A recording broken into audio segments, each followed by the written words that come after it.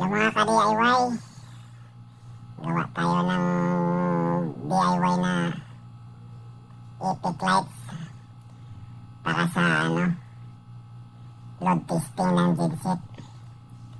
Kailangan kasi ito guys sa mga sa pag load testing sa mga building, restaurant, hotel. Ay tayo ngayon nasa hotel tayo, magte-testing ng genset. So kailangan itong ginagawa nating epic lights para dun sa kitchen.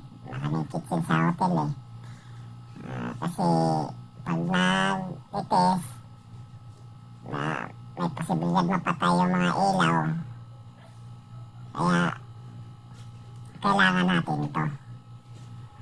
Kaya guys, tulungan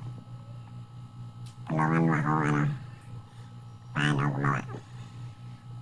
Ang gamit ko pala nito guys, flat cord na number 16. Yung ilaw kong ginagamit itong daylight na T8. Saka gumamit din akong double adhesive para dumikit. At tawag nitong wala pa ito sa akin guys, rekta na to. Make sure lang guys na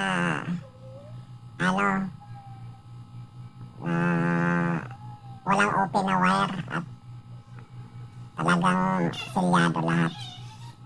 Tamang-tama pag wala marididisgrasya.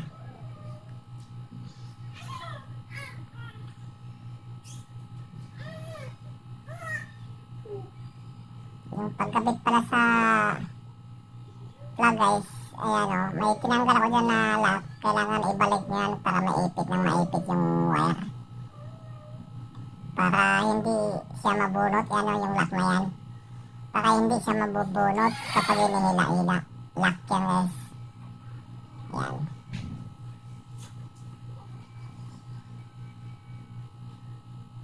Yan, testing. Okay.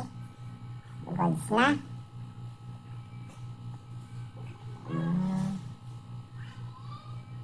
Naka-1-0 na tayo guys. Marami pala akong gagawin yan. 12 piraso yan guys. So, fast forward na lang natin. Kasi, natin ang tagal.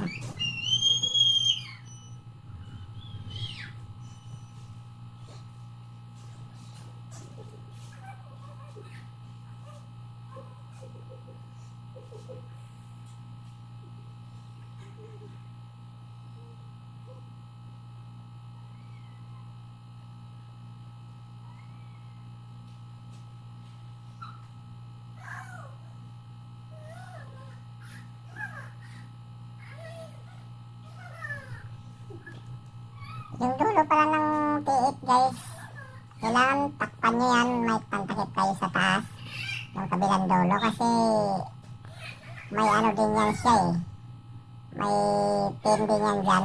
Kailangan takpan nyo yung kasi may delikado kapag mahawakan yung mga kurente kayo. Yan, dinakita ko ng double sided at saka meron pala ako dyan guys cable tie para dyan pantali para matibay ang gawa natin. Di basta-basta matatanggal. Naka-cable tie yan.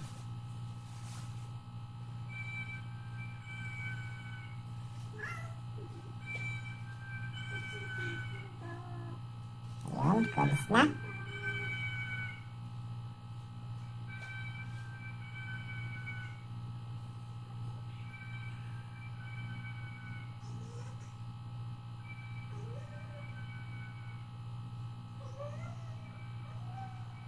Ayan guys, fast forward na lang natin. Ayan ang natatapos ko. 12 piraso yan guys. Ayan. So mamaya, ready to set up na yan dun sa mga kusina, office, saan pa yung may mga working area. Ayan lang guys, salamat. Maraming salamat sa panonood.